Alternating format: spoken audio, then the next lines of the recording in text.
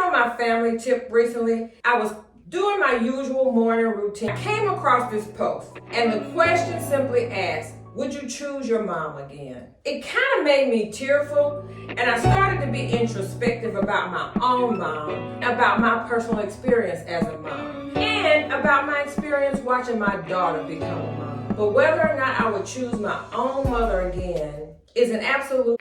My mother was kind of absent in my life. She was around, but not around. And I was shuffled between houses over my whole entire upbringing. My experience with my mother was different even from my siblings' experiences with their mother, even though we had the same mother, because they lived in a house with their mother all of their lives, where I lived in the house with my mother for only 7.5 years.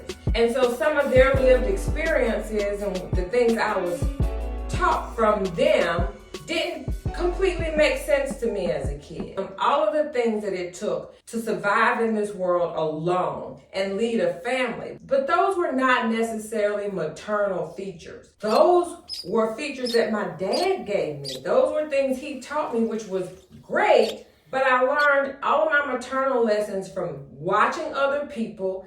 Unfortunately, my mother's experience with her own mother, who died when she was 3, was minimal. So she had no blueprint, which led to hurt people hurting other people. And that's where her girls came in, me being the baby of her girls.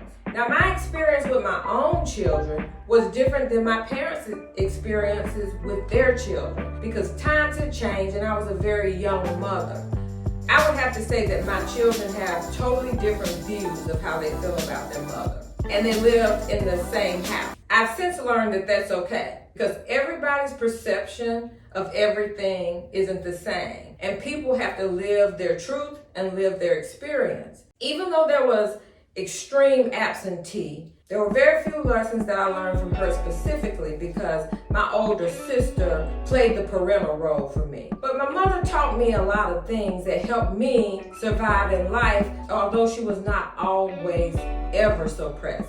She taught me things like working hard. She taught me how not to have a relationship. She made me cling tighter to my own children. She taught me how to save, because she never gave us money. She worked every day. And when she passed, she still was able to leave 10 children a decent financial inheritance. There were some life lessons that I got from her that I couldn't have learned from anyone else. My relationship with my mother was still that of love and affection. My father always taught us to continue to love through all of the trials. But whether or not I would choose my own mother again is an absolute yes. Then when I ponder about, would my children choose me again?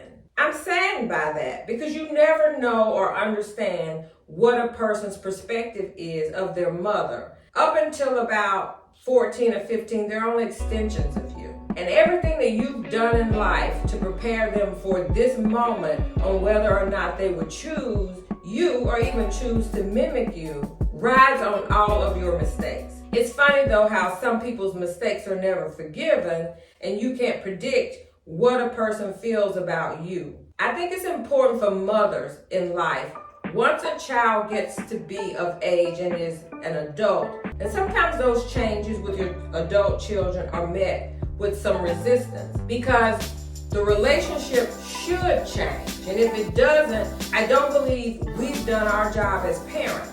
Sometimes that means choosing yourself and divorcing an adult child in a manner in which they're uncomfortable, because being codependent on a parent is your innate right until you're an adult. And sometimes divorcing an adult son is worse than divorcing a husband, because it feels to them like rejection.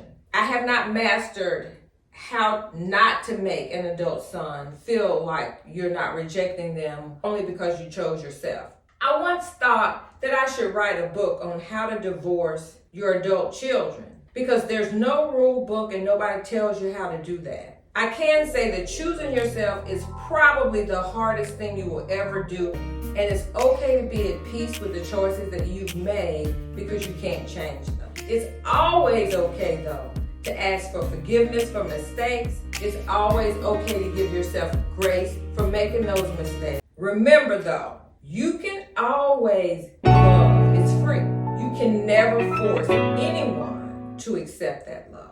And with that said, love yourself, love your family, enjoy every minute of the day, and take advantage of every opportunity to say I'm sorry. If you have any thoughts about my discussion today on would you choose another mom or would you choose the same mom if you had a choice, leave a comment, and thanks for stopping back.